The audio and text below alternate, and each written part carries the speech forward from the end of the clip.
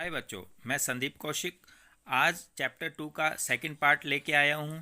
तो लेकिन उससे पहले मेरी वीडियो को लाइक, सब्सक्राइब और शेयर जरूर करें, ठीक है ना।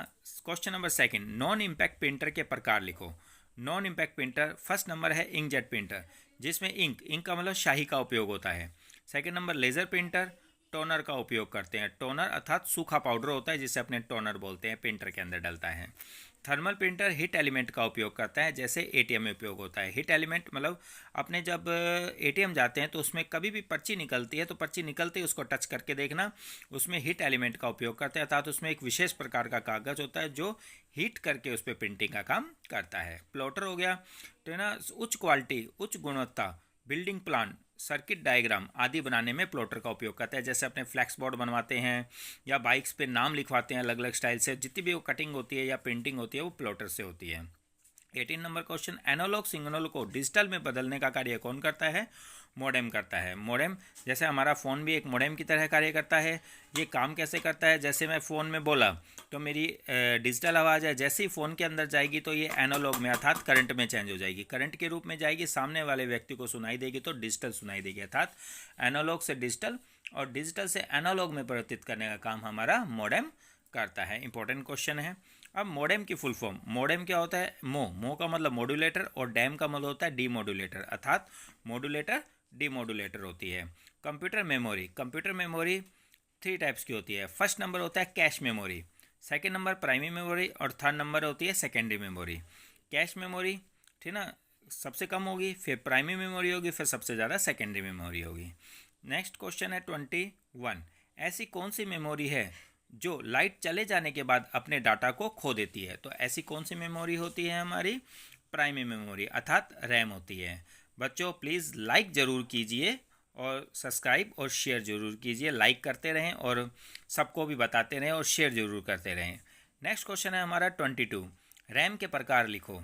Number 1, D RAM. D RAM क्या होती है? धीमी होती है क्योंकि कई बार रिफ्रेश होती है। और इसके दूसरा नंबर है एस रैम। एस रैम तेज होती है, अर्थात रैम 2 टाइप्स की होती है, डी रैम और एस रैम। डी का मतलब होता है डायनेमिक रैम और एस का मतलब होता है स्टैटिक रैम। इंपॉर्टेंट क्वेश्चन होता है, ये कई बार आया हुआ है एक अकेला भी, कि ऐसी कौन सी मेमोरी होती है जो धीमी होती है ना? तो कौन सी होती है? डी रैम होती है, क्योंकि ये कई बार रिफ्रेश होती है।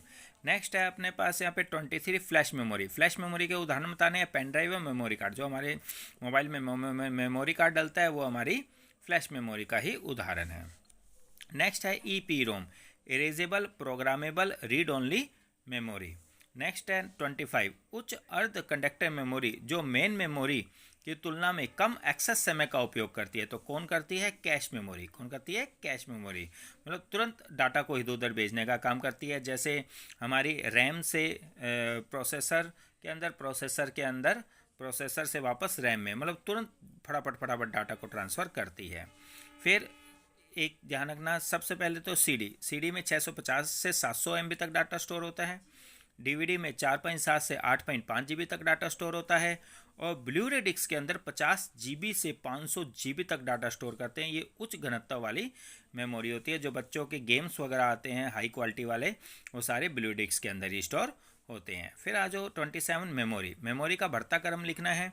मेमोरी में सबसे पहले तो बिट से पहले निबल भी होता है। वैसे बिट के बाद बाइट के बाद किलोबाइट के बाद मेगाबाइट के बाद गीगाबाइट के बाद टेराबाइट। इससे भी आगे होती हैं, लेकिन फिलहाल अपने RCT में इतना ही करेंगे। डाटा स्टोर का क्रम लिखो, बढ़ते क्रम में। स्टोर कैसे करते हैं डाटा? सबसे पहले जाएगा फ्लॉपी डिस्क। फ्लॉपी डिस्क होता है 1.44 MB का डाटा स्टोर कर सकती है, ठीक है ना।